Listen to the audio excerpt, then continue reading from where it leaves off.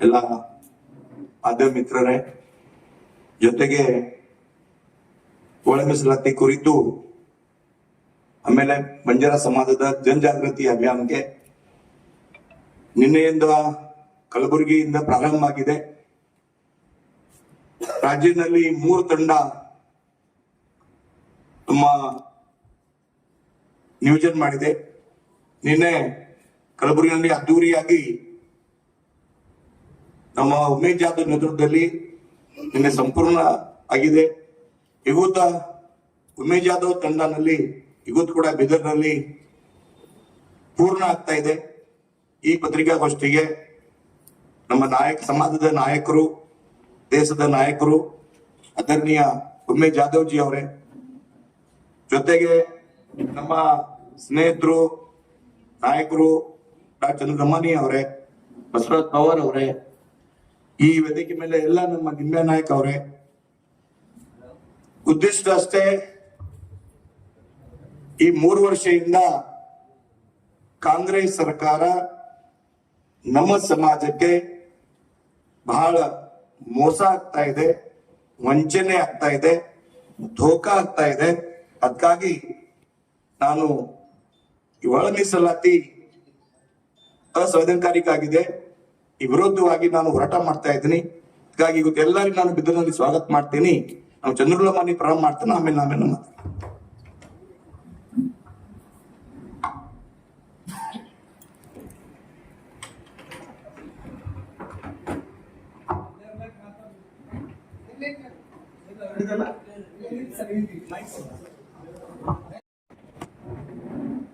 ಬೀದರ್ ಜಿಲ್ಲಾ ಭಾರತೀಯ ಜನತಾ ಪಾರ್ಟಿಯ ವತಿಯಿಂದ ಇವತ್ತಿನ ದಿನ ಪತ್ರಿಕಾಗೋಷ್ಠಿಯನ್ನ ಭಾಗವಹಿಸಿದಂತ ನಮ್ಮ ಬೀದರ್ ಜಿಲ್ಲೆಯ ನಾಯಕರು, ಬಂಜಾರ ಸಮಾಜದ ಹಿರಿಯರು, ಆತ್ಮೀಯರು, ಮಾರ್ಗದರ್ಶಕರಾದಂಥ ಪ್ರಭು ಚವ್ಹಾಣ್ ಸರ್ ಅವರೇ,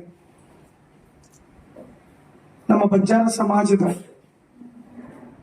ದೇಶದ ನಾಯಕರು, ಮಾಜಿ ಸಂಸದರಾದಂಥ ಜಾಧವ್ ಸರ್ ಅವರೇ, ವೇದಿಕೆ ಮೇಲೆ ಆಸೀನಿರುವಂಥ ಇನ್ನೋರ್ವ ಆತ್ಮೀಯರಾದಂಥ ಬಸವರಾಜ್ ಸರ್ ಅವರೇ,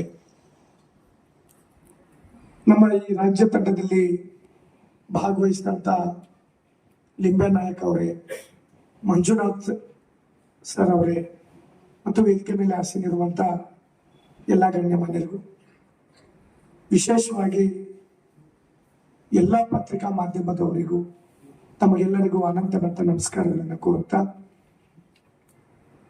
ತಮಗೆಲ್ಲರಿಗೂ ಗೊತ್ತಿರುವ ಹಾಗೆ ಕಾಂಗ್ರೆಸ್ ಸರ್ಕಾರ 3 ವರ್ಷ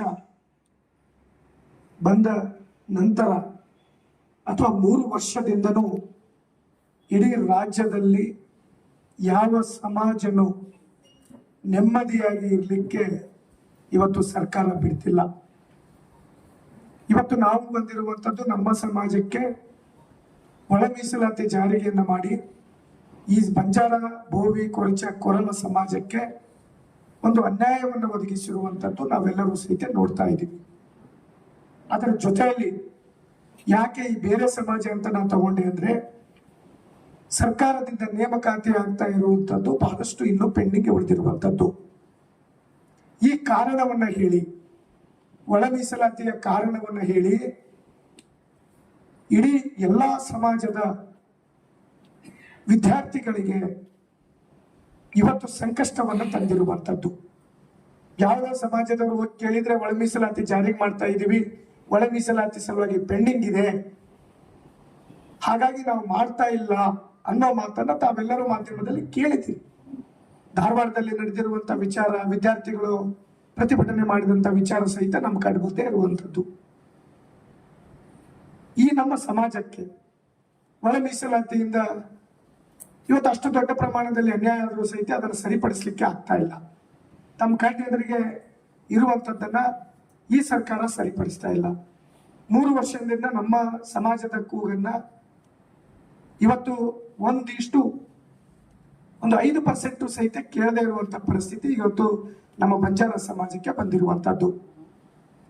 ಹಿಂದೆ ಭಾರತೀಯ ಜನತಾ ಪಾರ್ಟಿ ಬಂದಾಗ ತಮಗೆಲ್ಲರಿಗೂ ಗೊತ್ತಿದೆ, ಸದಾಶಿವ ಆಯೋಗದ ಬಗ್ಗೆ ತುಂಬಾ ಹೋರಾಟಗಳು ಎಲ್ಲ ಸಮಾಜದಿಂದಲೂ ಸಹಿತ ಹೋರಾಟವನ್ನ ನಡೀತು. ವಿಶೇಷವಾಗಿ ಬಂಜಾರ, ಭೋವಿ, ಕುರುಚ, ಕೊರಮ ಸಮಾಜ ಆ ಸದಾಶಿವ ಆಯೋಗದ ವರದಿ ಬಂದ ತಕ್ಷಣ ಆ ಆಯೋಗದಲ್ಲಿ ಈ ಸಮಾಜಕ್ಕೆ ಅನ್ಯಾಯ ಆಗಿದೆ ಅಂತ ಅನ್ಯಾಯ ಆಗಿರುವಂತದ್ದು ಕಂಡು ಬಂತು. ಯಾಕಂದ್ರೆ ಜನಸಂಖ್ಯೆ ಆಧಾರಿತವಾಗಿ ನಾವು ಮಾಡ್ತಾ ಇದೀವಿ ಅಂತಂದಾಗ ಆ ಸದಾಶಿವ ಆಯೋಗದ ವರದಿ ಬೆಂಗಳೂರಲ್ಲಿ ಕೂತ್ಕೊಂಡು ತಯಾರಿ ಮಾಡಿ ರಿಪೋರ್ಟ್ ಅನ್ನ ಕೊಡುವಂತ ಪ್ರಯತ್ನವನ್ನ ಅಂದಿನ ದಿನ ಮಾಡಿತ್ತು. ಆದ್ರೆ ಭಾರತೀಯ ಜನತಾ ಪಾರ್ಟಿ ಸರ್ಕಾರ ಬಸವರಾಜ ಬೊಮ್ಮಾಯಿ ಸಾಹೇಬರ ಮುಖ್ಯಮಂತ್ರಿ ಇರುವಂತಹ ಸಮಯದಲ್ಲಿ ಅವರ ನೇತೃತ್ವದಲ್ಲಿ ಏನು ಅಂದು 15% ನಾವು ಮೀಸಲಾತಿಯನ್ನು ಮಾಡಿದ್ವಿ. ಆ ಒಂದು ಮೀಸಲಾತಿ ಸದಾಶಿವ ಆಯೋಗದಲ್ಲಿ 6% ಲೆಫ್ಟಿಂಗ್ ಅನ್ನ ನಮ್ಮ ಸಹೋದರ ಸಮಾಜಕ್ಕೆ ನೀಡಿದ್ರೆ, ರೈಟ್ ಸಹೋದರ ಸಮಾಜಕ್ಕೆ 5 ನೀಡಿದ್ರು. ಮತ್ತೆ ಬಂಜಾರ, ಕೊರಚ, ಕೊರಮ, ಬೋವಿ ಅವರಿಗೆ 3% ಅನ್ನ ನೀಡಿತ್ತು. ಅಲೆಮಾರಿಗಳಿಗೆ 1% ಅನ್ನ ನೀಡಿತ್ತು. ಈ ಸದಾಶಿವ ಆಯೋಗದ ವಿರುದ್ಧ ತುಂಬಾ ಹೋರಾಟಗಳು ನಡೀತಾ ಇರೋದ್ರಿಂದ ಅಂದು ಮುಖ್ಯಮಂತ್ರಿಗಳಂತ ಬಸವರಾಜ ಬೊಮ್ಮಾಯಿ ಸಾಹೇಬರು ಇದನ್ನು ಸರಿಪಡಿಸಬೇಕು, ಬಹಳಷ್ಟು ಸಮಾಜಕ್ಕೆ ಅನ್ಯಾಯ ಆಗಿದೆ ಅಂತ ಹೇಳಿ ವಿಚಾರವನ್ನ ಎಲ್ಲಾ ಸಮಾಜದವರು, ನಾವು 101 ಜಾತಿಯ ಎಲ್ಲ ಸಮುದಾಯದ ಪ್ರತಿನಿಧಿಗಳನ್ನ ಕರೆದು ಮಾತನಾಡಿ ಒಂದು ನಿರ್ಣಯಕ್ಕೆ ಬಂದ್ರು. ಬಹಳ ದೊಡ್ಡ ಹೆಜ್ಜೆಯನ್ನ ಭಾರತೀಯ ಜನತಾ ಪಾರ್ಟಿ ಅವತ್ತಿನ ದಿನ ಇಡ್ತು. ಏನು 15% ಇರುವಂತಹ ಮೀಸಲಾತಿಯನ್ನ ಪರಿಶಿಷ್ಟ ಜಾತಿಗಳಿಗೆ ಅದನ್ನ 17% ಅನ್ನ ಮಾಡಿದ್ರು. ಪರಿಶಿಷ್ಟ ಪಂಗಡಕ್ಕೆ ಏನು 3 ಇರುವಂತದ್ದನ್ನ 7% ಅನ್ನು 4% ಹೆಚ್ಚುವರಿ ಮಾಡಿ ಈ ಎರಡೂ ಸಮಾಜಕ್ಕೆ ನ್ಯಾಯವನ್ನು ಒದಗಿಸುವಂತ ಕೆಲಸವನ್ನ ಅಂದು ಬಸವರಾಜ ಬೊಮ್ಮಾಯಿ ಸಾಹೇಬರು ಮಾಡಿ, ಮಧುಸ್ವಾಮಿ ಅವರ ಒಂದು ವರದಿಯ ಪ್ರಕಾರ ಅಂದು ಎಡ ಸಮಾಜಕ್ಕೆ 6 ಕೊಟ್ಟರು, ಬಲ ಸಮಾಜಕ್ಕೆ 5.5 ಕೊಟ್ಟು, ನಮ್ಮ ಬಂಜಾರ, ಬೋವಿ, ಕೊರಚ, ಕೊರಮ ಸಮಾಜಕ್ಕೆ 4.5% ಅನ್ನ ನೀಡಿತು. ಇನ್ನು ಅಲೆಮಾರಿಗಳಿಗೆ 1% ಅನ್ನ ನೀಡಿ 17% ಎಲ್ಲ ಸಮಾಜಕ್ಕೂ ವಿಶ್ವಾಸಕ್ಕೆ ತಗೊಂಡು ಅವತ್ತು ಈ ಒಂದು ಒಳ ಮೀಸಲಾತಿಯನ್ನ ಜಾರಿ ಮಾಡಿದ್ರು. ಇನ್ನೊಂದು ಮಹತ್ವದ ಹೆಜ್ಜೆ, ಅವತ್ತು ಸದಾಶಿವ ಆಯೋಗವನ್ನ ರದ್ದನ್ನ ಮಾಡಿದ್ರು. ರದ್ದು ಮಾಡಿ ಒಳ ಮೀಸಲಾತಿಯನ್ನ ಜಾರಿ ಮಾಡಿದ್ರು. ಅಂದು ಏನು ಇದನ್ನ ವರದಿ ಮಾಡಿದ ಮೇಲೆ ಇಡೀ ಸಮಾಜ, ಈ 4 ಸಮಾಜ ಮಾಡಿದಂತ ಒಳ ಮೀಸಲಾತಿಯನ್ನ ಒಪ್ಕೊಳ್ಳಿಲ್ಲ. ತಮಗೆಲ್ಲರಿಗೂ ಗೊತ್ತಿದೆ, ಅಂದು ಕಾಂಗ್ರೆಸ್ ಸರ್ಕಾರದ ಬಹಳಷ್ಟು ವಿರುದ್ಧ ಮಾಡಿದ್ರು. ಏನಂತ ಅಪಪ್ರಚಾರ ಮಾಡಿದ್ರು ಅಂದ್ರೆ, ನಮ್ಮನ್ನ ಮೀಸಲಾತಿಯಿಂದ ಹೊರಗೆ ಹಾಕಿದ್ದಾರೆ, ನೀವು ಮೀಸಲಾತಿಯಲ್ಲಿ ಬರುವುದಿಲ್ಲ ಅನ್ನೋ ಅಪಪ್ರಚಾರವನ್ನ ಅಂದು ಕಾಂಗ್ರೆಸ್ಸಿನ ನಮ್ಮ ಸಮಾಜದವರು ಅಪಪ್ರಚಾರವನ್ನು ಸಹಿತ ಮಾಡಿದ್ರು. ತದನಂತರ ಈ ಸರ್ಕಾರ ಬಂದ ಮೇಲೆ ಯಾವ ರೀತಿಯಲ್ಲಿ ನಾವು ಹಿಂದೆ ಭಾರತೀಯ ಜನತಾ ಪಾರ್ಟಿ ಪೆಟ್ಟು ತಿಂದಿದ್ವು ಅಂದ್ರೆ, ಯಾವ ತಾಂಡಗಳಿಗೆ ಹೋಗ್ತೀವಿ, ಯಾವ ಬೋವಿ ಓಳೆಗಳಿಗೆ ಹೋಗ್ತೀವಿ, ಕೊರಚ, ಕೊರಮ ಕಡೆ ಹೋದಾಗೆಲ್ಲ ಒಂದು ಸ್ಲೋಗನ್ ಅನ್ನ ಇಟ್ಕೊಂಡು ತಾಂಡ ಬಚಾವ್, ಬಿಜೆಪಿ ಹಠಾವ್ ಅನ್ನೋ ಸ್ಲೋಗನ್ ಅನ್ನ ಇಟ್ಕೊಂಡು ಅವತ್ತಿನ ಜನ ಭಾರತೀಯ ಜನತಾ ಪಾರ್ಟಿಯ ವಿರುದ್ಧ ಒಂದು ಅಪಪ್ರಚಾರವನ್ನ ಕಾಂಗ್ರೆಸ್ಸಿನ ಏಜೆಂಟ್ಗಳು ಮಾಡಿದ್ದನ್ನ ಅಂದು ತಾವೆಲ್ಲರೂ ಸಹಿತ ನೋಡಿದ್ರು. ತದನಂತರ ಈ ಸರ್ಕಾರ ಬಂದ ಮೇಲೆ ಈ ಸಮಾಜ 4.5%ಗೆ ಒಪ್ಪಿಲ್ಲ. ಅಂದು ನಮ್ಮ ಸಮಾಜದವರು ಇದರವರು ಈ 4.5% ಕೊಟ್ಟಿದ್ದು ಅಸಮಾಧಾನ ಮಾಡಿಕೊಂಡು ಅದಕ್ಕೆ ಒಪ್ಪಲಾರ್ದನೆ ಕಾಂಗ್ರೆಸ್ ಸರ್ಕಾರಕ್ಕೆ ವೋಟ್ ಅನ್ನ ನೀಡಿದ್ರು. ಆದ್ರೆ ಸರ್ಕಾರ ಬಂದ ಮೇಲೆ ಅದನ್ನು ಸರಿಪಡಿಸ್ಬೇಕನ್ನೋ ಒಂದು ವಿಚಾರವನ್ನ ಇಟ್ಕೊಂಡು ಕಾಂಗ್ರೆಸ್ ಸರ್ಕಾರ ಹೋಗ್ಲಿಲ್ಲ. ಆ ಸಮಾಜದವ್ರನ್ನ ತುಳಿಲಿಕ್ಕೆ ಹೋದ್ರು ವಿನಃ ಅದನ್ನು ಸರಿಪಡಿಸುವಂತ ಕೆಲಸವನ್ನ ಮಾಡಲಿಲ್ಲ. ತದನಂತರ ತಮಗೆಲ್ಲರಿಗೂ ಗೊತ್ತಿದೆ, ನಾಗಮೋಹನ್ ದಾಸ್ ಅವರ ವರದಿಯನ್ನ ಮಾಡಲಿಕ್ಕೆ ಹೇಳಿದ್ರು. ಅಂದು ಆ ವರದಿ ಜಾರಿಯಾದಾಗ ಒಂದು ಸರ್ವೆಯನ್ನ ಮಾಡ್ಬೇಕಂತ ಹೇಳಿ ಕೈಗೊಂಡಂತ ಸಮಯ, ನಾವು ಸಹಿತ ಮಾರ್ಚ್, ಏಪ್ರಿಲ್, ಮೇ ತಿಂಗಳಲ್ಲಿ ಆ ಸರ್ವೆಯನ್ನ ಮಾಡಲಿಕ್ಕೆ ಸರ್ಕಾರ ಆದೇಶ ಮಾಡಿತು. ಜಸ್ಟಿಸ್ ನಾಗಮೋಹನ್ ದಾಸ್ ಅವರಿಗೆ ಪದೇ ಪದೇ ನಾವು ಭೇಟಿಯಾಗಿ ಕೇಳಿದ್ದಷ್ಟೇ, ಈ ಸಮಾಜ ಬೇಸಿಗೆ ಸಮಯದಲ್ಲಿ ಬೇರೆ ಕಡೆ ದುಡಿಲಿಕ್ಕೆ ಹೋಗ್ತಾರೆ, ಗುಳೆ ಹೋಗ್ತಾರೆ, ಸಮಾಜ ತಾಂಡದಲ್ಲಿ ಸಿಗುವುದಿಲ್ಲ. ಎಲ್ಲಿ ಗೋವಾಕ್ಕೆ ಹೋಗುವಂಥದ್ದಾಗಿರ್ಬೋದು, ಮಹಾರಾಷ್ಟ್ರ, ಕೇರಳ, ಮಂಗಳೂರು, ಬೆಂಗಳೂರಿಗೆ ಹೋಗ್ತಾರೆ, ನೆಲೆ ಇರದೇ ಇರುವಂತಹ ಸಮಾಜ. ಹಾಗಾಗಿ ದಯವಿಟ್ಟು ಆ 3 ತಿಂಗಳನ್ನು ಬಿಟ್ಟು ಜೂನ್ ಜುಲೈ ಆಗಸ್ಟ್ ತಿಂಗಳಲ್ಲಿ ತಾವು ಸರ್ವೆಯನ್ನ ಮಾಡಿ ತಾರತಮ್ಯದಲ್ಲಿ ಮಾಡಬೇಡ್ರಿ ಅನ್ನೋದು ಒಂದನ್ನ ಕೇಳ್ಕೊಂಡಿವಿ. ಎರಡನೇದು, ಕೇಂದ್ರ ಸರ್ಕಾರ ಆಲ್ರೆಡಿ ಜನಗಣತಿಯನ್ನ ಮಾಡ್ತಾ ಇದೆ.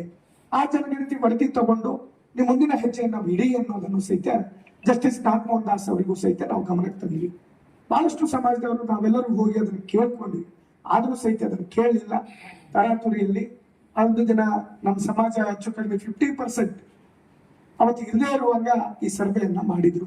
ಆ ಸರ್ವೆಯಲ್ಲಿ ಬಹಳಷ್ಟು ಲೋಪದೋಷಗಳು ಬಂದು ಅಲ್ಲಿರುವಂತ ಟೀಚರ್ಸ್ಗಳಿಗೆ ಒಂದಿಷ್ಟು ಟೀಚರ್ಸ್ಗಳಿಗೆ ಮೊಬೈಲ್ ಆಪರೇಟ್ ಆಂಡ್ರಾಯ್ಡ್ ಫೋನ್ಗಳು ಮೊಬೈಲ್ ಆಪರೇಟ್ ಮಾಡಕ್ಕೆ ಬರಲಿಲ್ಲ. ABC ಕೆಟಗರಿ ಅಂತ ಹೇಗೆ ಹಾಕ್ಬೇಕು, ABCDE ಕೆಟಗರಿಗಳನ್ನ ಹೇಗೆ ಹಾಕ್ಬೇಕು ಅನ್ನೋದು ಸಹಿತ ಅವರಿಗೆ ಗೊತ್ತಾಗದೇ ಇರುವಂತ ಪರಿಸ್ಥಿತಿ ಮಾಧ್ಯಮದಲ್ಲಿನೂ ಸಹಿತ ಈ ವರದಿ ಬಗ್ಗೆ ನಾವೆಲ್ಲರೂ ಸಹಿತ ಅದನ್ನ ಸರ್ಕಾರ ಗಮನಕ್ಕೆ ಸಹಿತ ತಂದಿದ್ವಿ. ಅಂದು ನಾಗಮೋಹನ್ ದಾಸ್ ಅವರು ಒಂದು ವರದಿಯನ್ನು ನೀಡುವಂತ ಸಮಯದಲ್ಲಿ ABCDE ವರದಿಗಳನ್ನ ಮಾಡಿದ್ರು. ಅದರಲ್ಲಿ ಅಲೆಮಾರಿಗಳಿಗೆ 1% ಅನ್ನ ಕೊಟ್ಟು, ಎಡ ಸಮಾಜಕ್ಕೆ 6%, ಬಲ ಸಮಾಜಕ್ಕೆ 5%, ಬೋವಿ ಬಂಜಾರ ಕೊರಚ ಕೊರಬ ಸಮಾಜಕ್ಕೆ 4% ಅನ್ನು ಕೊಟ್ಟು, AKAD ಅವರಿಗೆ 1% ಅನ್ನ ನೀಡುವಂತದ್ದನ್ನ ನಾಗಮೋಹನ್ ದಾಸ್ ಅವರು ವರದಿಯನ್ನ ಕೊಟ್ಟರು. ಆ ನಾಗಮೋಹನ್ ದಾಸ್ ವರದಿಯಲ್ಲಿ ನಮ್ಮ ಸಮಾಜ ಅಂದು ನಾವು ಲೆಫ್ಟ್ ರೈಟ್ ಈ 5 ಸಮಾಜದಲ್ಲಿ ಇವತ್ತು ಲೆಫ್ಟ್ ಮತ್ತು ನಾವು ರೈಟಿಗೆ ಕಂಪೇರ್ ಮಾಡಿದ್ವಿ ಅಂದ್ರೆ ಬಹುಶಃ 26 ಎಂಪರಿಕಲ್ ಡಾಟಾವನ್ನ ಸಂಗ್ರಹಣೆ ಮಾಡಿದ್ರು. ಅದರಲ್ಲಿ ನಾವು ಸುಮಾರು 18 ಡಾಟಾಗೆ ನಾವು ಕೆಳಗಡೆ ಇರುವಂತವ್ರು. ಬೇರೆಯವ್ರಿಗೆಲ್ಲರಿಗೆ ಅನ್ಸುತ್ತೆ ಈ ಸಮಾಜ ಮುಂದುವರೆದು ಬಿಟ್ಟಿದೆ, ಇವತ್ತು ಆ ತರ ಆಗಿದೆ ಅಂತೇಳಿ. ಆ ವರದಿಯಲ್ಲಿನೇ ಉಲ್ಲೇಖ ಮಾಡಿದ್ದಾರೆ. ABC ಎಲ್ಲ ಒಂದು ವೃತ್ತದ ಸ್ಥಿತಿಗತಿ ಏನಿದೆ ಅಂದ್ರೆ ಅದರಲ್ಲಿ ಎಲ್ಲದಕ್ಕೂ ನಾವು ಕೆಳಗಿರುವಂತವ್ರು, ಇವತ್ತು ನೆಲೆಸಿದ್ದೇ ಇರುವಂತ ಸಮಾಜ. ಹಾಗಾಗಿ ಆ ವರದಿಯಲ್ಲೂ ಸಹಿತ ಅತ್ಯಂತ ಹಿಂದುಳಿದಂತ ಸಮಾಜ ಅಂತ ಸಹಿತ ಅವತ್ತು ಕಾಣಿಸಿದ್ರು. ಅವತ್ತು ವರದಿ ಮಾಡುವಂತ ಸಹಿತ ನಾಗಮೋಹನ್ ದಾಸ್ ಅವರು ಸಹಿತ 17%ಕ್ಕೆ ಒಂದು ವರದಿಯನ್ನ ನೀಡ್ತಾರೆ. ತದನಂತರ ಸರ್ಕಾರ ಮತ್ತೆ ಮುಂದುವರೆದು ಶಾಸನ ಸಭೆಯಲ್ಲಿ ಒಂದು ಮಸೂದೆಯನ್ನ ಅಂಗೀಕರಿಸ್ತಾರೆ. ಎಷ್ಟು ಒಂದು ಲೆಫ್ಟಿಗೆ 6%, ರೈಟ್ಗೆ 6% ಮತ್ತು ಉಳಿದ ಎಲ್ಲ ಸಮಾಜಕ್ಕೆ 5% ಅನ್ನ ಮಾಡುವಂತ ಪ್ರಯತ್ನವನ್ನ ಮಾಡಿದ್ರು. ಅಂದು ಬೆಳಗಾವಿಯಲ್ಲಿ ನಡೆದಂತ ಅಧಿವೇಶನದಲ್ಲಿ ಏನ್ ಮಾಡಿದ್ರು ಅಂದ್ರೆ ಬಹುಶಃ ನಾವೆಲ್ಲರೂ ಅನ್ಕೊಂಡಿದ್ವಿ ಏನು ಸಪರೇಟ್ ಆಗಿ ಇದನ್ನ ಒಂದು 5% ಮಾಡ್ತಾರ ಈ ಸಮಾಜಕ್ಕೆ. 4 ಕೊಟ್ಟಾಗಲೇ ಬಿಜೆಪಿ ಪಾರ್ಟಿಗೆ ಅಪಪ್ರಚಾರವನ್ನು ಮಾಡಿ ಸೋಲಿಸಿದ್ದಾರೆ ಅಂತ ಹೇಳಿ ನಾವು ಅನ್ಕೊಂಡಿದ್ವಿ. ಅಟ್ಲೀಸ್ಟ್ 4ಕ್ಕಿಂತ ಇನ್ನೊಂದು 0.5% ಜಾಸ್ತಿ ಮಾಡಿದ್ರೆ 5% ಕೊಟ್ಟು ಈ ಸಮಾಜವನ್ನು ಸಮಾಧಾನ ಪಡಿಸ್ತಾರೆ ಅಂತ ಹೇಳಿ ನಾವೆಲ್ಲ ಅನ್ಕೊಂಡಿದ್ವಿ. ಆದ್ರೆ ಅವತ್ತು ಬಿಲ್ ತರುವಂತ ಸಮಯದಲ್ಲಿ ನಾವು ನೋಡಿದ್ವಿ ಬಹಳ ದುರಂತಕ್ಕೆ ಒಂದು ಕರಾಳ ದಿನ ಅಂತ ಹೇಳಿ ನಾವು ಅವತ್ತು ಭಾವಿಸಿದ್ವಿ. ಇಡೀ ಸಮಾಜಕ್ಕೆ ಅದೊಂದು ಕರಾಳ ದಿನ.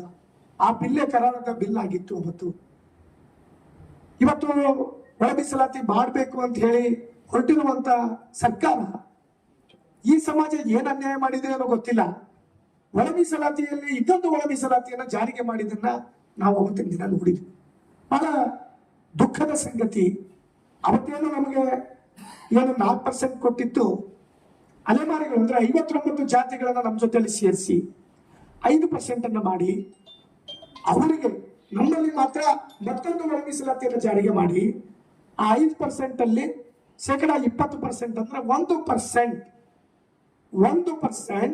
ಅಲೆಮಾರಿಗಳಿಗೆ ಮೊದಲೇ ಆದ್ಯತೆ ಕೊಡುವಂತ ಪ್ರಯತ್ನವನ್ನ ಮಾಡ್ತು. ಅಂದ್ರೆ ಒಳ ಮೀಸಲಾತಿಯಲ್ಲಿ ಇನ್ನೊಂದು ಒಳ ಮೀಸಲಾತಿಯನ್ನ ಜಾರಿಗೆ ಮಾಡ್ತು ಸರ್ಕಾರ.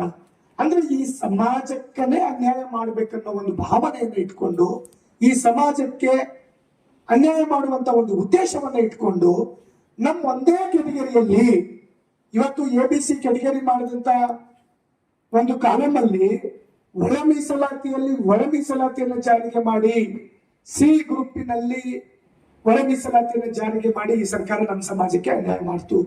ಯಾಕೆ ಹಾಗಿದ್ರೆ AB ಗ್ರೂಪ್ ಅನ್ನ ಮತ್ತೊಂದು ಒಳ ಮೀಸಲಾತಿ ಯಾಕೆ ಮಾಡಲಿಲ್ಲ? ಅದರಲ್ಲಿನೂ ಸಹಿತ ಹಿಂದುಳಿದ ಸಮಾಜಗಳು ಇದಾವು, ಅವನ್ ಯಾಕೆ ಮಾಡ್ಲಿಲ್ಲ? ಹಂಗಾರೆ ಹಾಗಿದ್ಮೇಲೆ C ಯಲ್ಲಿ ಒಳ ಮೀಸಲಾತಿಯಲ್ಲಿ ಇನ್ನೊಂದು ಒಳ ಮೀಸಲಾತಿ ತರ್ತಾರಪ್ಪ ಅಂದ್ರೆ ಈ ಸಮಾಜಕ್ಕೆ ಅನ್ಯಾಯನ ಮಾಡಬೇಕು ಅನ್ನೋ ಒಂದು ಉದ್ದೇಶವನ್ನ ಇಟ್ಕೊಂಡು ಇವತ್ತು ಒಳ ಮೀಸಲಾತಿಯನ್ನ ಜಾರಿಗೆ ಮಾಡಿದ್ರು. ಹಾಗಾಗಿ ಈ ಸಮಾಜ ಈ ಸರ್ಕಾರಕ್ಕೆ ಏನ್ ಅನ್ಯಾಯ ಮಾಡಿದೆ? ಇವತ್ತು ಅದೊಂದೇ ವಿಷಯ ಇಲ್ಲ, ಬಹಳಷ್ಟು ವಿಷಯದಲ್ಲಿ ಇವತ್ತು ಈ ಅನ್ಯಾಯನ ಮಾಡಿರುವಂತದ್ದು ನಾವೆಲ್ಲ ನೋಡ್ತಾ ಇದ್ದೀವಿ. ಹಿಂದೆ ಯಾವುದೇ ಸರ್ಕಾರ ಬಂದ್ರು, ಕಾಂಗ್ರೆಸ್ ಆಗಿರ್ಬೋದು, ಬಿಜೆಪಿ ಇರ್ಬೋದು, ತದನಂತರ JDS ಇದ್ದಾಗಲೂ ಸಹಿತ ಈ ಸಮಾಜಕ್ಕೆ ಕ್ಯಾಬಿನೆಟ್ ಅಲ್ಲಿ ಒಬ್ಬರಾದ್ರೂ ಸಚಿವರು ಇರ್ತಿದ್ರು, ನಮ್ಮ ಬಂಜಾರ ಸಮಾಜದವರು. ಆದ್ರೆ ಇವತ್ತಿನ ಪರಿಸ್ಥಿತಿ ಒಬ್ಬ ವ್ಯಕ್ತಿ ಇರೋನೇ ಒಬ್ಬನೇ MLA, ರುದ್ರಪ್ಪ ಲಮಾಣಿ ಅಂತ ಹೇಳಿ ಒಬ್ಬನಿಗೂ ಸಹಿತ ಒಂದು ಸಚಿವ ಸ್ಥಾನ ಕೊಡ್ಲಿಲ್ಲ. ಹಾಗಿದ್ರೆ ಈ ಸಮಾಜನ ಉದ್ದೇಶಕ ಪೂರ್ವಕವಾಗಿನೇ ದೂರ ಇಡುವಂತ ಪ್ರಯತ್ನವನ್ನ ಮಾಡ್ತಾ ಇದ್ದಾರೆ. ಈ ಸಮಾಜಕ್ಕೆ ಅನ್ಯಾಯ ಮಾಡ್ಬೇಕನ್ನೋ ಪ್ರಯತ್ನವನ್ನ ಮಾಡ್ತಾ ಇದ್ದಾರೆ. ಇದರ ಜೊತೆಯಲ್ಲಿ ಏನು ಮೀಸಲಾತಿಯನ್ನ ಅಂದು ಬಸವರಾಜ ಬೊಮ್ಮಾಯಿ ಸಾಹೇಬರವರು ಹೆಚ್ಚಿಗೆ ಮಾಡಿದ್ರು. ಪರಿಶಿಷ್ಟ ಜಾತಿಯವರಿಗೆ, ಪರಿಶಿಷ್ಟ ಪಂಗಡದವರಿಗೆ ಜಾಸ್ತಿ ಆಗಿರುವಂತದ್ದನ್ನ ಮೀಸಲಾತಿಯನ್ನ ಹಿಂದಕ್ಕೆ ತಗೊಂಡಿರುವಂತದ್ದು ತಾವೆಲ್ಲ ನೋಡಿದಿರಿ. ಯಾವ ಕಾರಣಕ್ಕೆ ತಗೊಂಡ್ರು? ಅಂದು ಸುಮಾರು 2-3 ವರ್ಷಗಳ ಕಾಲ ಈ ಪರಿಶಿಷ್ಟ ಜಾತಿ, ಪರಿಶಿಷ್ಟ ಪಂಗಡದವರಿಗೆ ಎಲ್ಲದರಲ್ಲಿನೂ ಸಹಿತ 17 ಮತ್ತು 7% ಮೀಸಲಾತಿಯಲ್ಲಿ ಇವತ್ತು ಇಂಜಿನಿಯರಿಂಗ್ ಓದ್ತಾ ಇದ್ರು, ಮೆಡಿಕಲ್ ಕಾಲೇಜ್ಗಳಲ್ಲಿ ಓದ್ತಾ ಇದ್ರು, ಬೇರೆ ಬೇರೆ ರೀತಿಯಲ್ಲಿ ಶಿಕ್ಷಣದಲ್ಲಿ ಎಲ್ಲ ಅವಕಾಶಗಳು ಸಿಕ್ಕಿತ್ತು. ಅದನ್ನು ಸಹಿತ ಕಡಿಮೆ ಮಾಡಿ ಇವತ್ತು ನಮಗೆ ಅನ್ಯಾಯ ಮಾಡಿರುವಂತದ್ದು ಈ ಸರ್ಕಾರ ಮಾಡ್ತಾ ಇದೆ. ಈ ಸರ್ಕಾರ ಇದನ್ನ ಅವರಿಗೆ ತಿದ್ದುಕೊಳ್ಳಿಕ್ಕೆ ಅವಕಾಶವನ್ನ ಕೊಡ್ತಾ ಇದ್ದೀವಿ. ನಮ್ಮ ಸಮಾಜ ಇವತ್ತು ನಾವು ಯಾಕೆ ಕೂಡಿದೀವಿ ಅಂದ್ರೆ ಸರ್ಕಾರಕ್ಕೆ ಇವತ್ತು ನಾವು ಮನವಿನೂ ಮಾಡ್ತಾ ಇದೀವಿ, ಜೊತೆಯಲ್ಲಿ ಅವರಿಗೆ ಒಂದು ಅವಕಾಶವನ್ನ ಕೊಡ್ತಾ ಇದ್ದೀವಿ. ಇಲ್ಲಪ್ಪ ಅಂದ್ರೆ ಮುಂದಿನ ದಿನಮಾನದಲ್ಲಿ ನೀವು ಸುಳ್ಳು ಅಪಪ್ರಚಾರವನ್ನ ಏನ್ ಮಾಡಿದ್ರಿ, ಕಾಂಗ್ರೆಸ್ ಏನು ತಾಂಡಾ ಬಚಾವ್, ಬಿಜೆಪಿ ಹಠಾವ್ ಅನ್ನೋ ಒಂದು ತಾವೇನೋ ಅಪಪ್ರಚಾರವನ್ನ ಮಾಡಿದ್ರಿ, ಈ ಸ್ಲೋಗನ್ ಅನ್ನ ಮಾಡಿದ್ರಿ. ನಾಳೆಯಿಂದಲೇ ನೀವು ಇದನ್ನು ತಿದ್ದುಕೊಳ್ಳಿಲ್ಲಪ್ಪ ಅಂದ್ರೆ ಬೇಗ ನಮಗೆ ನಮ್ಮ ಸಮಾಜಕ್ಕೆ ಅನ್ಯಾಯ ಆಗಿರುವಂತದ್ದು ಸರಿಪಡಿಸ್ಲಿಲ್ಲಪ್ಪ ಅಂದ್ರೆ ತಾಂಡಾ ಬಚಾವ್ ಕಾಂಗ್ರೆಸ್ ಹಠಾವ್ ಅನ್ನೋದನ್ನ ನಾವು ಪ್ರಾರಂಭ ಮಾಡೋರಿದ್ದೀವಿ. ಹಾಗಾಗಿ ಪ್ರತಿ ಜಿಲ್ಲೆಗೂ ನಾವು ಭೇಟಿಯನ್ನ ಕೊಟ್ಟು ಜಾಗೃತರನ್ನ ಮಾಡ್ತಾ ಇದ್ದೀವಿ. ಇದು ಇವತ್ತು ಜಿಲ್ಲೆಯಲ್ಲಿ ಮಾಡ್ತಿರುವಂತ ಕಾರ್ಯಕ್ರಮ. ಮುಂದಿನ ದಿನಮಾನದಲ್ಲಿ ಪ್ರತಿ ಹಳ್ಳಿಗೂ, ಪ್ರತಿ ತಾಂಡಾಗೂ, ಪ್ರತಿ ಕಡೆನೂ ಹೋಗಿ ನಾವು ಈ ಕಾಂಗ್ರೆಸ್ಸಿನ ವಿರುದ್ಧ ಕಾಂಗ್ರೆಸ್ ಹಠಾವ್ ತಾಂಡಾ ಬಚಾವ್ ಅನ್ನೋ ಸ್ಲೋಗನ್ ಅನ್ನ ನಾವು ಇಟ್ಕೊಂಡು ಭಾರತೀಯ ಜನತಾ ಪಾರ್ಟಿ ನಾವು ತಳಮಟ್ಟಕ್ಕೆ ಹೋಗಿ ಏನು ಕಾಂಗ್ರೆಸ್ ಮಾಡಿದಂತ ಅನ್ಯಾಯ ಏನಿದೆ ಇದನ್ನ ತಿಳಿಸುವಂತ ಕೆಲಸವನ್ನ ಮಾಡುವ ನಿಟ್ಟಿನೊಳಗ ಇವತ್ತು ನಾವು ಬಂದಿದ್ದೀವಿ. ಸರ್ಕಾರ ಎಚ್ಚೆತ್ಕೊಂಡು ಇದನ್ನು ಸರಿಪಡಿಸುವಂತ ಕೆಲಸ ಆಗ್ಬೇಕು. ಜೊತೆಯಲ್ಲಿ ಏನು ಮೀಸಲಾತಿಯನ್ನ ಹೆಚ್ಚಿಗೆ ಮಾಡಿತ್ತು, ಏನ್ ಡಾಕ್ಟರ್ BR ಅಂಬೇಡ್ಕರ್ ಅವರು ಅವತ್ತಿನ ದಿನ ಮೀಸಲಾತಿಯನ್ನ ನೀಡಿದ್ರು, ತದನಂತರ ಮೊದಲ ಬಾರಿಗೆ ಇದು ಹೆಚ್ಚಿಗೆ ಆಗಿರುವಂತದ್ದು. ಇದನ್ನ ನಮ್ಮಂತ ಇವತ್ತು ದೀನು ದಲಿತರಿದ್ದಾರೆ, ಅತ್ಯಂತ ಹಿಂದುಳಿದ ವರ್ಗ ಇದೆ, ಅವರಿಗೆ ಏನು ಬಸವರಾಜ ಬೊಮ್ಮಾಯಿ ಸಾಹೇಬರು ಮತ್ತು ನಮ್ಮ ಭಾರತೀಯ ಜನತಾ ಪಾರ್ಟಿ ನೀಡಿತ್ತು, ಅದನ್ನ ಮತ್ತೆ ವಾಪಸ್ ತಂದು ಇದನ್ನು ಸರಿಪಡಿಸುವಂತ ಕೆಲಸವನ್ನ ಮಾಡ್ಬೇಕನ್ನೋದು ನಮ್ಮ ವಿನಂತಿ. ಈ ಪತ್ರಿಕಾ ಮಾಧ್ಯಮದಲ್ಲಿ ತಮಗೆಲ್ಲರಿಗೂ ಸಹಿತ ಈ ವಿಷಯವನ್ನ ತಿಳಿಸಿ ಸರ್ಕಾರಕ್ಕೆ ಒಂದು ಎಚ್ಚರಿಕೆ ಗಂಟೆಯನ್ನ ಕೊಡೋದ ನಿಟ್ಟಿನೊಳಗ ಇವತ್ತು ಈ ಪತ್ರಿಕಾಗೋಷ್ಠಿಯನ್ನು ನಡೆಸಿದ್ದೀವಿ. ತಮ್ಮ ಮುಖಾಂತರ ರಾಜ್ಯಕ್ಕೆ ಮುಟ್ಟುವಂತ ಕೆಲಸ ಆಗ್ಲಿ. ಜೊತೆಯಲ್ಲಿ ಇವತ್ತಿನ ಒಂದು ವಿಚಾರಗೋಷ್ಠಿ ದಿಕ್ಸೂಚಿ ಬಂಚಾರ ಅನ್ನೋ ವಿಚಾರಗೋಷ್ಠಿಯನ್ನ ನಮ್ಮ ಜಿಲ್ಲಾ ಕಾರ್ಯಕ್ರಮವನ್ನು ಬಿಟ್ಕೊಂಡಿವಿ. ತಮಗೂ ಸಹಿತ ಆ ಕಾರ್ಯಕ್ರಮಕ್ಕೆ ಆಹ್ವಾನವನ್ನ ಮಾಡ್ತೀವಿ. ನಮ್ಮೆಲ್ಲ ಏನು ಬಂದಿರುವಂತ ಬಂಜಾರ ಸಮಾಜದ ಕೂಗು ಏನಿದೆ, ಅವ್ರು ಏನು ಕೇಳ್ಕೊತಾ ಇದ್ದಾರೆ, ನಿಮ್ಮ ಮುಖಾಂತರ ಸಹಿತ ಆ ಕಾರ್ಯಕ್ರಮದಲ್ಲಿ ತಾವು ಸಹಿತ ಅದನ್ನ ರಾಜ್ಯಕ್ಕೆ ತಮ್ಮ ಮುಖಾಂತರ ಹೋಗ್ಲಿ ಅಂತ ವಿನಂತಿ ಮಾಡಿ ನಾನು 2 ಮಾತನ್ನು ಮುಗಿಸ್ತಾ ಇದ್ದೀನಿ. ಔರಾದ್, ಹುಮ್ನಾಬಾದ್, ಬೀದರ್ ಸೌತ್, ಬೀದರ್ ಸಿಟಿ ಕಡೆಯಿಂದ ಮಿನಿಮಮ್ ನಮ್ದು 300 ತಾಂಡಕ್ಕಿಂತ ಜಾಸ್ತಿ ಇದೆ. ಪ್ರತಿ ತಾಂಡದಿಂದ ಸ್ವಯಂ ಪ್ರೇರಿತವಾಗಿ ಈ ಹೋರಾಟಕ್ಕೆ ಸಮಾಜ ಇವತ್ತು ಬಿತ್ತಿನಕಾಯಿ ಇದೆ, ಮಳೆ ಬರ್ತಾ ಇದೆ, ಆದ್ರೆ ಬಿಟ್ಟು ಸಮಾಜ ಆಕ್ರೋಶ ಇದೆ, ಸಮಾಜ ಭಾರ ವಿರೋಧ ಮಾಡಿದಾರೆ. ಅದಕ್ಕಾಗಿ ಡಾಕ್ಟರ್ ತರ ಮುಂದೆ ಹೇಳ್ತೀನಿ, ನಾನು ಈ ಸರ್ಕಾರಕ್ಕೆ ಅಲ್ಟಿಮೇಟ್ ಕೊಡ್ತಾ ಇದ್ದೀನಿ, ಮುಖ್ಯಮಂತ್ರಿಗೆ ಅಲ್ಟಿಮೇಟ್ ಕೊಡ್ತಾ ಇದ್ದೀನಿ. ತಾವು ಪುನರ್ ವಿಚಾರ ಮಾಡಬೇಕು, ಪುನರ್ ಪರಿಶೀಲನೆ ಮಾಡಬೇಕು. ಇಲ್ಲ ಅಂದ್ರೆ ಮುಂದಿನ ಸಮಯದಲ್ಲಿ ಹೋರಾಟ ಸ್ವರೂಪ ಬೇರೆ ಇರುತ್ತೆ. ರಸ್ತಾ ರೋಕೋ ಆಗ್ಲಿ, ಆಮೇಲೆ DC ಆಫೀಸ್ಗೆ ಮುತ್ತಿಗೆ ಆಗ್ಲಿ, ನ್ಯಾಷನಲ್ ಹೈವೇ ಬಂದ್ ಆಗ್ಲಿ, ಈ ತರ ನಾವು ಮಾಡ್ಲಕ್ಕ ಹಿಂದೆ ಮುಂದೆ ನೋಡಲ್ಲ. ಅದಕ್ಕಾಗಿ ತಮ್ಮ ಮುಖಾಂತರ ರಾಜ್ಯ ಸರ್ಕಾರಕ್ಕೆ ಮನವಿ ಮಾಡ್ತಾ ಇದ್ದೀನಿ. ಯಾವ ತರ ನೀವು ಅನ್ಯಾಯ ಮಾಡಿದ್ರಿ, ಯಾವ ತರ ಅಪಪ್ರಚಾರ ಮಾಡಿದ್ರಿ, ಸಮಾಜಕ್ಕೆ ಧೋಕಾ ಮಾಡಿದ್ರಿ, ಸರಿಪಡಿಸ್ಬೇಕು. ಇಲ್ಲಾಂದ್ರೆ ನಾವು ಯಾವ ಕಾರಣ ಸುಮ್ಮಿರಲ್ಲ. ಈಗ ತಾಲೂಕಾ, ಜಿಲ್ಲಾ, ರಾಜ್ಯ ಎಲ್ಲೆಲ್ಲಿ ಮಾಡಬೇಕು, ಯಾವ ತರ ಮಾಡಬೇಕು, ಎಲ್ಲಾ ಜೊತೆ ಕಮಿಷನ್ ಮಾಡಿ 100% ಮುಂದೆ ನಾನು ಮಾಡ್ತೀವಿ. ಮುಂದೆ ಮೈಕ್ ನಾನು ಉಮೇಶ್ ಜಾಧವ್ ಕೊಡ್ತೀನಿ. ಆಮೇಲೆ ಇನ್ನ ಜಿಲ್ಲಾ ಫಂಕ್ಷನ್ ನನ್ನಲ್ಲಿ ಬರಬೇಕು. ಮಿನಿಮಮ್ ನಾನು ಹೇಳಿದೀನಿ, ಸ್ವಯಂ ಪ್ರದಾಗಿ ಪೂರಾ ತಾಂಡ ಬಂದ್ ಮಾಡಿ ಬರ್ಬೇಕು. 10,000 ಬರ್ತಾರ, 20,000 ಬರ್ತಾರ ನಮ್ಗೆ ಗೊತ್ತಿಲ್ಲ, ಬಟ್ ತಾಂಡ ಬಂದ್ ಮಾಡ್ಬೇಕು, ಕೆಲಸ ಬಂದ್ ಮಾಡ್ಬೇಕು. ಚಲೋ ಬೀದರ್, ಚಲೋ ಜಿಲ್ಲಾ ಫಂಕ್ಷನ್ ಆಹ್ವಾನ ಮಾಡಿದ್ದೀನಿ. ಎಲ್ಲ ಸ್ವಯಂ ಬರ್ತಾ ಇದ್ದಾರೆ. ತಮ್ಮನೇ ಕೂಡ ವಿನಂತಿ ಮಾಡ್ತೀನಿ, ತಾವು ಕೂಡ ಬರಬೇಕು. ಮುಂದೆ ನಾನು ಈಗ ಟೈಮ್ ಜಾಸ್ತಿ ಆಗಿದೆ, ಜಾಸ್ತಿ ಮುಂದಿನ ಮೈಕ್ ನಾನು ಉಮೇಶ್ ಜಾಧವ್ ಕೊಡ್ತೀನಿ. 1979 ಆದ್ಮೇಲೆ ಹೋಗ್ಬೇಕು ಅಂತ ಎಲ್ಲಾ ರೀತಿಯಿಂದ ನಮಗೆ ಅನ್ಯಾಯ ಆಗಿದೆ. ಇಲ್ಲಿ ನಮಗೆ ಕೇಳೋರು ಇಲ್ಲ. ಇವತ್ತು ಏನೇನ್ ನಿರ್ಣಯ ಕಾಂಗ್ರೆಸ್ ತಗೊಂಡಾರ, ನಮ್ ರೆಪ್ರೆಸೆಂಟೇಷನ್ ಯಾರು ಇಲ್ಲ, ನಮ್ ರೆಪ್ರೆಸೆಂಟೇಟಿವ್ ಯಾರು ಇಲ್ಲ. ನಮಗ್ ತುಳಿದಾಗ್ಬೇಕಂತ ಅವ್ರ ಉದ್ದೇಶ ಅದ. ಇವ್ರು ಕೇಳೋರಿಲ್ಲ, ಹೇಳೋರಿಲ್ಲ ಅಂತದ. ಅದಕ್ಕೆ ಹಂಗಲ್ಲ, ನಮ್ ಜನರಿಗೆ ಹುಷಾರಾಗ್ಯಾರ. ಬಾಬಾ ಸಾಹೇಬ್ ಅಂಬೇಡ್ಕರ್ ಅವ್ರ ಏನ್ ಹೇಳ್ಯಾರ, ನಿಮ್ಗೆ ಅನ್ಯಾಯ ಆದಾಗ ಅನ್ಯಾಯ ತಾಳ್ಕೋಬಾರ್ದು, ಅದ್ರ ವಿರುದ್ಧ ಹೋರಾಟ ಮಾಡ್ಬೇಕಂತ ಹೇಳ್ಯಾರ. ಅದಕ್ಕೆ ನಾವೆಲ್ಲರೂ ಇವತ್ತು ಎಲ್ಲರಿಗೆ ಜಾಗೃತ ಮಾಡೋ ಸಲುವಾಗಿ, ಯಾಕಂದ್ರೆ ನಮ್ಮ ಮಂದಿ 70% ಅವರಿಗೆ ಎಲ್ಲಿ ಏನ್ ಅನ್ನೋದು ಗೊತ್ತಿರಲ್ಲ. ಏನೋ ಬಂದ್ ಎಲೆಕ್ಷನ್ ಟೈಮ್ನಾಗ ಬರ್ತಾರ, ಹೇಳ್ತಾರ, ಅದು ಮಾತು ಕೇಳ್ಕೊಂಡು ಕೆಲವು ಡಿಸಿಷನ್ಗಳು ತಪ್ತಾವ, ಸಮಾಜಕ್ಕೆ ಅನ್ಯಾಯ ಆಗ್ತದೆ. ಅದಕ್ಕೆ ಇವತ್ತು ಪ್ರಭು ಚೌಹಾಣ್ ಅವರು ಕ್ಯಾಬಿನೆಟ್ ಮಿನಿಸ್ಟರ್ ಇದ್ರು.